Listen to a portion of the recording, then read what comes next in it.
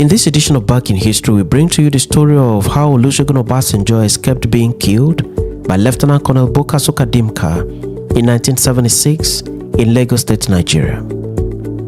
In Back in History, we take you back in time to the events that occurred in the historical past with a view to preserving these events in contemporary digital forms for the benefit of today and the benefit of tomorrow. Welcome to this edition of Back in History. Olusegun Obasanjo was deputy to Murtala Muhammad. Murtala Muhammad was Nigeria's third military head of state. He succeeded General Yakubu Gowon in a bloodless military coup in 1975. He then commenced the governance of Nigeria from the moment of his takeover in a military coup until he was gunned down by armed military men at a traffic point in Lagos State, Nigeria, barely 200 days from when he took the oath of office. The man who led the team that killed General Murtala Muhammad was Lieutenant Colonel Bokasuka Dimka of the Physical Education Corps of the Nigerian Army. The action of Dimka soon after the assassination of the head of state showed clearly that Dimka's mission was to effect a change of government in Nigeria and possibly install a government conceived by him.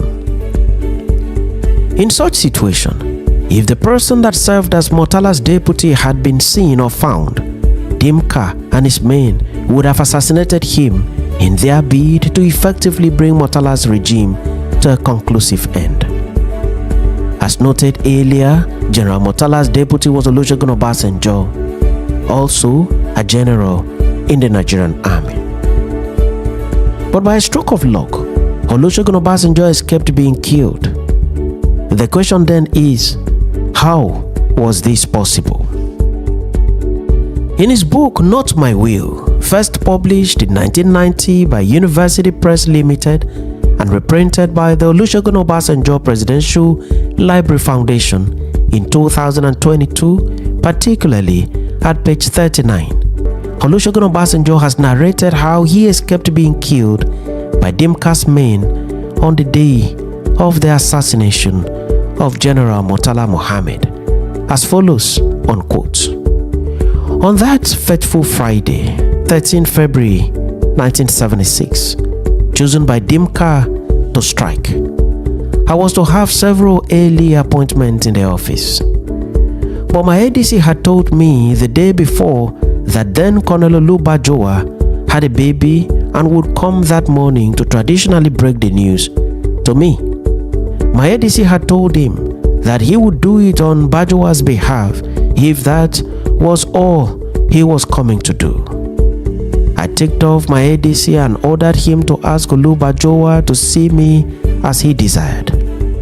Promptly that morning, Olu showed up.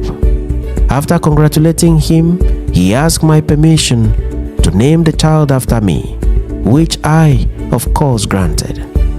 Olu was usually like that, respectful and formal, when dealing with seniors and elders. We talked briefly about the state of the nation. He promised to come back and talk some more about things in general and the security situation in particular when he returns from visiting his family in Ibadan. In accordance with tradition, I sent through Olu a gift for the child and named the child Olusegun as the father desired. Obasanjo continued, still unquote, as soon as Olu left, I hurried in to dress up. I had just put on my trousers when I heard a loud shout outside. It was from the neighbors in the house across the road. They had heard that Murtala was shot close to his official residence, which was just within 1 kilometer from where I lived. I was struck with disbelief and utter confusion. Soon after, my ADC came in and confirmed what I just heard. He said he saw the vehicle and witnessed the confusion around the scene where the head of state was shot.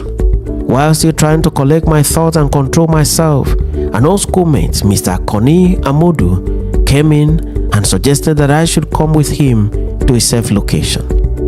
He lived in a block of flats almost overlooking the scene and had apparently also seen the pandemonium when the assassination took place. He was still trembling when he came in. I quickly changed into Mufti. As I still could not establish the identities of the co-plotters, it was advisable to be as unrecognizable as possible, if only lightly armed. He continued, still on quote, Mr. Modu offered to take me to his boys' quarters, where he thought I would be safe. I declined, explaining that as much as I needed security, I would also need communication, and perhaps more so, I had no way in particular to go. We drove around Ikoyi, and as we did not think it was wise to drive out of the relative security of Ikoyi, we did not know what could lie in waiting at two exits out of Ikoyi, Obalende and Awolowo Road. It was in this mood of confusion mixed with fear and anger that I saw a house which I definitely recognized at Queen's Drive. It was Chief S.B. Bakare's house. By this time, my anxiety to know what was going on was almost choking. I literally barged into the house. Fortunately, the chief was in and his telephone was working. The news had obviously spread through Ikoyi that Murtala and I had been assassinated, and a melancholy mood gripped most people. Chief Bakare was struck with disbelief, fear and grief when he saw me. Quietly, he opened the door, and as soon as I was safely delivered, Mr. Modu left. Obasanjo went on with the story, still on quote. I asked the chief if I could make use of his telephone, and he showed me into a small room. I sat down, and immediately I called the Inspector General of Police's number. Alhaji MD Yusuf picked up the phone, expressing sadness and subdued delight when he heard my voice. He was otherwise an emotionless man with a vast experience in security duties. He did not ask me where I was, just in case someone was listening in. I did not also tell him either. I asked him to give me a situation report of what was happening.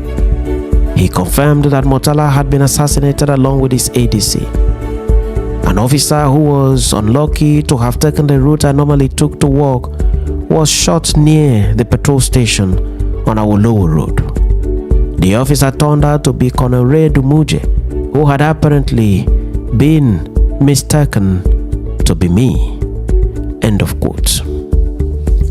This is the story of how Olusegun Obasanjo, deputy to the slain head of state of Nigeria at the time, escaped being killed by Lieutenant Colonel B.S. Dimka and his men. If Obasanjo had been found by Dimka and his men on the same route with Murtala Mohammed, Olusegun Obasanjo would have been obviously killed. What saved him was the delay caused by his visitor, Colonel Olubajowa, who was in Obasanjo's residence early in the morning to inform him of the birth of his son and take permission from Olusegun Obasanjo in line with the custom and tradition of the Yoruba people of Western Nigeria to name the new baby after him. The short period of time spent by Olusegun Obasanjo with Colonel Olubajowa turned out to be the delay that saved him from meeting death on the road. Obasanjo survived that moment and went on to succeed Murtala Mohammed as the new military head of state of Nigeria. He later sought the conduct of democratic election and handover of power to a civilian president, Alhaji Shehu Shagari. In 1999, Olusegun Obasanjo returned to the #1 office in Nigeria, this time as an elected civilian president. He governed Nigeria in the said capacity from 1999 to 2007, when he completed his second term in line with the Constitution of Nigeria. Obasanjo is alive and still strong at the time of the making of this video. He remains a significant figure in Nigeria, Africa, and the world at large.